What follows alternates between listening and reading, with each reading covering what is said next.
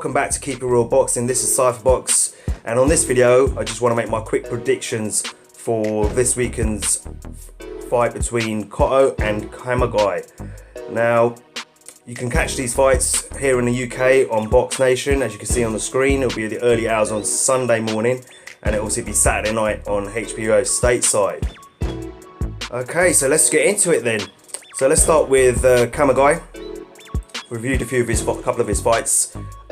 Watched the fight against Cotto and Jorge Silva. To be fair, he's one of those typical, I suppose, come forward fighters, is what I would say. Definitely a fighter who's willing to take 1-2 punches to let off 2 or 3 or 4 of his own punches. Works the body pretty well, I have to admit.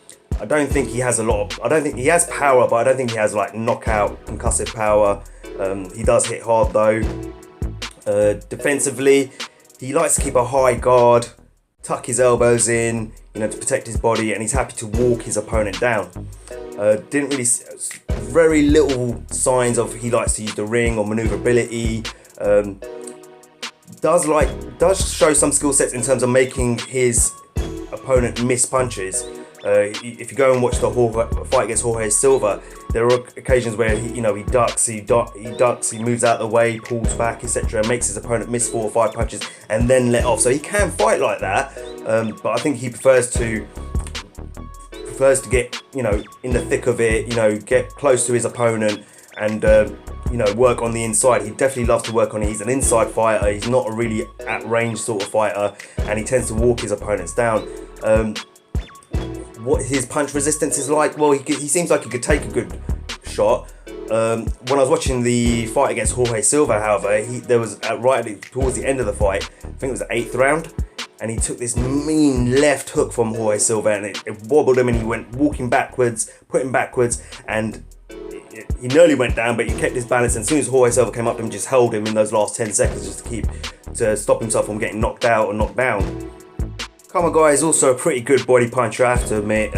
Good hooks, good left hooks, right hooks to the body. Does go up the middle. Doesn't utilise his jab a lot, being that sort of fighter where he likes to walk down his opponent, where he likes to get up close and personal. But works a good mix between head and body shots. So he is an aggressive fighter. There's no doubt about that. It was quite funny though when I watched him in terms of his defense. When I watched him against Jorge Silva, he did try to do the whole Floyd Mayweather style shoulder roll, which I probably wouldn't advise him to carry on doing, because he's not a natural at it. You're either a natural at that style of fighting, or you're not, and he's definitely one of the people who isn't a natural. And I guess against Miguel Cotto, I just wouldn't try anything like that. I would stick to what I know and stick to my strengths against Miguel Cotto, because if you start playing games like that and try to do things like that against Miguel Cotto, you're gonna get hurt bad. So from the footage I have seen of Kamegai, I think against Miguel Cotto, he's really gonna have to put Miguel Cotto under pressure and put him on the back foot, which ain't gonna be easy, because Miguel Cotto he has good movement and he likes to use the ring a lot. So he's gonna have to pressure Miguel Cotto and keep him up against the ropes and keep him up in the corners. I don't think standing in the middle with Miguel Cotto is going to work, because Miguel Cotto, you're just giving him room to move around and create angles and get, come in, pop off, 1-2s and 1-2-3s and left hooks and then get back out. So I don't think it's a good idea for Kamegai to kind of stand in the middle expecting Cotto to stand there and trade with him, because Cotto's not going to do that. He needs to push and force Miguel Cotto back onto the ropes, into the corners, and pin him there, and then let off his shots and let off that work that I was talking about in terms of his mix of from the head to the body, and definitely work those body shots when he's in those situations. I'll probably go for the body shots more than a head shot, just to take, because Miguel Cotto's old, he is an old fighter, an aging fighter, and you want to take his legs out from under him, and when he gets those opportunities, just go for those body shots. That's what I think Kamegai needs to do with Miguel Cotto, is pressure him, push him back, get him on the back foot, put him into the corners, put him onto the ropes, and then unleash, his combinations onto Miguel Cotto and just land them hard. I don't think standing in the middle like he has done with other fighters like Jorge Silva that I saw him against and Salto Corrales. I don't believe that's a good idea, because you're just giving Miguel Cotto, you're playing into Miguel Cotto's hands, because you're giving him that room to kind of to use the space and to get in and out as and when he feels like it. Remember, Miguel Cotto has never really been known throughout his career for being a great back foot fighter. So what I mean by that is when he's on the back foot, he's throwing punches and combinations to keep his opponent off him. He's never really been good at that. He's always been a good fighter to move laterally around the ring, get in, pop off his shots, and then step back out and then move again laterally around the ring. He's never been really a fighter who likes to go fight on the back foot. He's never really shown that skill set that he's able to fight and throw power punches, etc. off his back foot. He himself, in a sense, is a come forward fighter in his own right mind as well, but he tries to remain elusive when he's doing that. And I think that's what Kamegai will need to do against Miguel Cotto, is he really needs to put him pressure, needs to put him on his back foot, and then put Cotto where he's at his most uncomfortable. Do you know what I mean? Where he's most uncomfortable. So put him on his back foot, where we know Miguel Cotto can't really fight. He's never displayed that throughout his career. Put him in that position, his most uncomfortable position, and then push him back onto the ropes. And like I said, that's his opportunity to attack and use a lot of aggression. That's my opinion in terms of what Kamegai needs to do against Miguel Cotto. Okay, so let's move on to Miguel Cotto. Now, if you watch boxing long enough, you know Miguel Cotto, you know what he's all about. His style slightly changed to the back end of his career, and that's down to age and having so many tough fights throughout his career. We're not going to see Miguel Cotto standing too much in the pocket fighting with Kamegai. He'll be playing into Kamegai's strengths. If he does that, I think he knows that too. If you watch Miguel Cotto, his last fight against Canelo Alvarez, a lot of movement was being used. Getting in and out, getting in, get your shots off, and then get out again, and then move laterally around the ring. I don't see Miguel Cotto standing there going toe to toe with this guy. Like I said, that'd be playing into Kamegai's strengths. Miguel, one thing he'll need to do, he needs to keep Kamegai off him. So like I was saying, Kamegai needs to apply pressure, a lot of pressure and a lot of aggression, and force Miguel Cotto back. He needs to stop him from doing that. And what he'll need to do is he'll need to utilize that jab, which Miguel's pretty good at. He'll need to pop that jab up every time, a double jab, a triple jab, just to keep Kamegai off, to keep that distance between the two of them, so Kamegai can't close the gap, or to make him reluctant to want to close that gap, if that makes sense. And what he'll need to do is, he'll have to do what he always does, is work off that jab, step in, let off a couple of shots, and then get back out, and then move laterally around the ring again. Just outbox him, really, is what I would suggest to Miguel Cotto. Definitely look for opportunities to land that left hook. We know under Freddie Roach now, Freddie Roach is big on Miguel Cotto using that left hook, landing those left hooks to the body, landing those left hooks to the side of the face, and just going to work on on Kamegai when he gets those opportunities. But definitely use that jab, plenty of movement, let off your combinations, get in, get out, rack up the points. Another thing is, Miguel Cotto just needs to use his experience in the ring. And what I mean by that is he needs to get Kamegai to throw punches but miss. Now, Kamegai, like I said, he's a come forward fighter. He's like that warrior type mentality. He wants to go toe to toe. You hit me, I hit you. Come on, let's go for it. Let's fight. He is definitely that kind of fighter, and he's going to get frustrated with Miguel Cotto if Miguel Cotto uses movement like I've suggested, and that's going to frustrate him in the ring against Miguel Cotto, because he really wants to stand there and trade and go toe to toe. So what he wants to do is when he throws his punch, Miguel Cotto wants him to throw those punches and make him miss those punches and just drain himself of that energy. Like I said, he likes to put a lot of power behind every single shot. And that's Kamegai I'm talking about. So Miguel Cotto wants to make him throw punches and miss, just to tire him out and then go to work. And I think if Miguel Cotto sticks to that plan and pushes that plan and that strategy, I see Miguel Cotto winning via a late round stoppage or points decision. And basically, just down to, everything I've described to you, I think, Miguel Cotto, he's just going to use the ring. He's going to use his experience. He's going to use his ring savvy. He's not going to stand and trade. He's going to be in and out. He'll make Kamegai miss.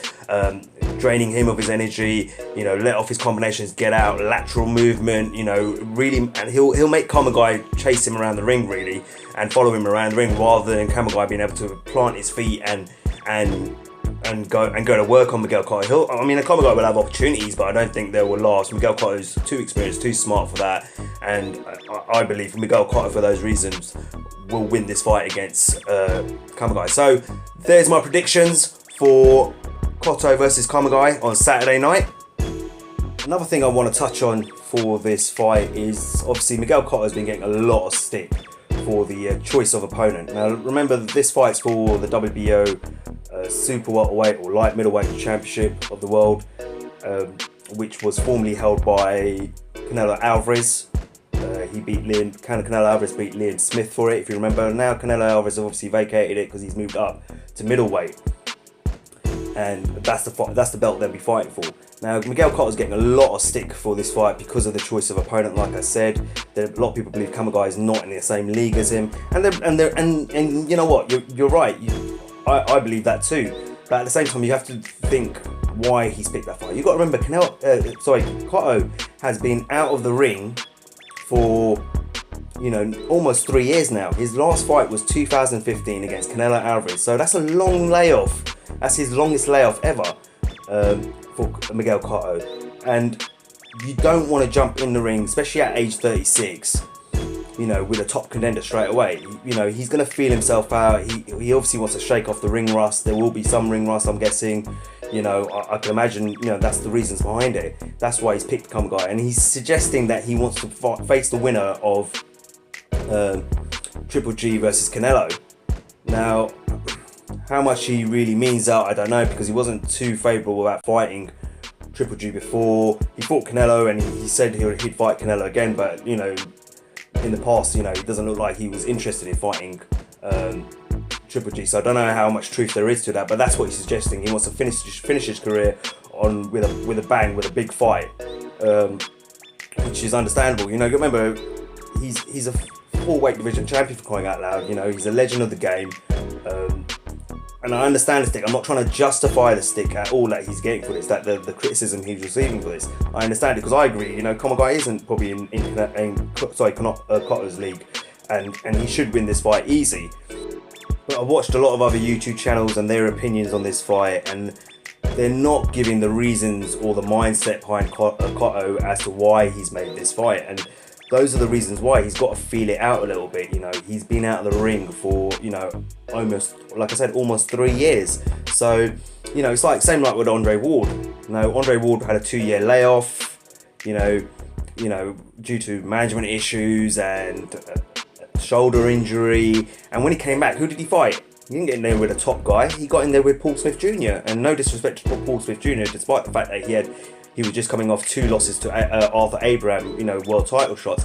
Nowhere near in the same league as Andre Ward, and you know, he didn't even look, you know, match fit or fight ready, you know, for that fight. He didn't even make weight, and you know, Andre Ward, you know, he just battered him for you know, 12 rounds. And the reason I understand why Andre Ward took that fight, because he had to feel himself out. He had to feel his shoulder out. What was his capabilities like? You know, was there anything, you know, after that fight with Paul Smith, you know, would he find something out about his injury? Was there a little niggle? Would he have to fight slightly differently going forward, etc.? So, you know, he had to feel himself out. And then he took on, I think it was Sullivan Barrera, which was a top fighter at light heavyweight. We know that. And then he fought, you know, Alexander Brand, you know, which wasn't a great fight, you know, particularly great choice, but it was more of a keep busy fight before, just one more fight to get himself acquainted with the weight. And then he took on Sergey Kovalev. So, you know, in my opinion, I understand the stick he's getting. I understand the reasons behind it, but I also understand the reasons why he's made the fight, and I understand the reasons why he's picked that particular opponent in Kamegai. Yeah, you know, do I agree it should be for a world title though? No, that I don't agree. I think he should have just made it a normal fight, you know, just to feel himself out. Putting a world title out there didn't make sense, and it doesn't make sense really as well, because if he wins this fight, Cotto, which he should, you know, this will be his 6th world title that he's won.